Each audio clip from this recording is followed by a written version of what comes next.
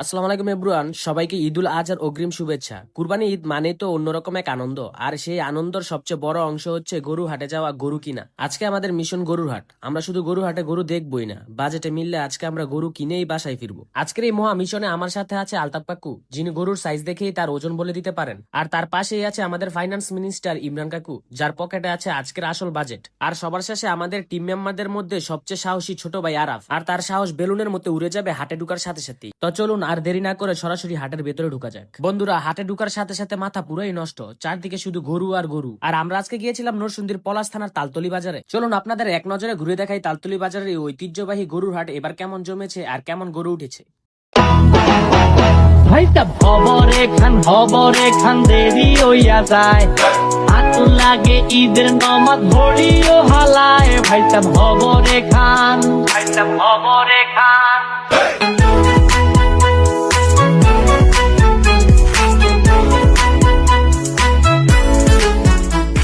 এবারে তালতলির হাটে কালাপাহাড়, লাল তুফান, সাদা মানিক এবং নাসির উদ্দিন পাটোয়ারি এমন বিভিন্ন নামের বিভিন্ন সাইজের গরু উঠেছে। তবে আমাদের আলতাফ কাকু আর ইমরান কাকু অলরেডি গরু চেক করা শুরু করে দিয়েছে। আলতাফ কাকু একটা গরুর সামনে গিয়ে এমন ভাবে পিঠ আর শিং দেখছে, কাকুর এই এক্সপার্ট লুক দেখে ব্যাপারীও মনে হয় একটু নার্ভাস হয়ে গিয়েছে। আমরা আসলে এমন একটা গরু খুঁজছি যেটা দেখতেও সুন্দর হবে এবং আমাদের ইমরান কাকু আলতাফ কাকুর বাজেটের মধ্যেও থাকবে।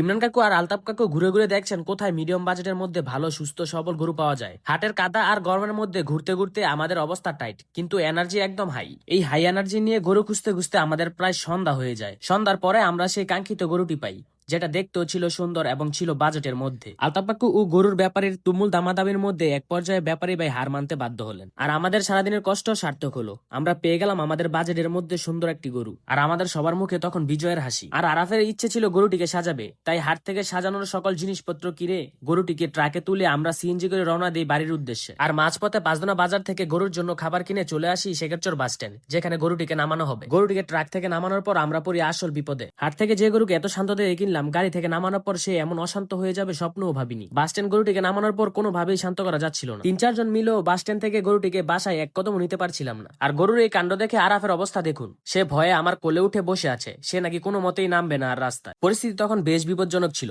পরিস্থিতি খারাপ দেখে এক পর্যায়ে বড় কাকুকে ফোন করে আনা হয়, কিন্তু বড় কাকু ও গরুটিকে সামলাতে গিয়ে হাতে বেশ ব্যথা পায়। তারপর গরুটিকে আদর করে পানি দিয়ে কোনো মতে শান্ত করে বাসার দিকে নিয়ে যাই। 4 জন মিলে একটা গরুকে সামলাতে গিয়ে আমাদের জান বের হয়ে যাবার অবস্থা। বলা হয় ছোট মরিচের ঝাল বেশি আর ছোট গরুর তেজ বেশি, সেটা হারে হারে টের পেলাম আজকে আমরা। আজকের এই হাড়ভাঙ্গা খাটুনির জন্য একটা লাইক কিন্তু অবশ্যই পাওয়া উচিত। আমাদের আজকের এই বিপজ্জনক আর রোমাঞ্চকর অভিজ্ঞতা আপনাদের কেমন লাগলো অবশ্যই কমেন্টে জানাবেন। ভিডিওটি ভালো লাগলে শেয়ার এবং ফলো করে দিবেন। দেখা হচ্ছে পরের কোনো ভিডিওতে। আল্লাহ হাফেজ।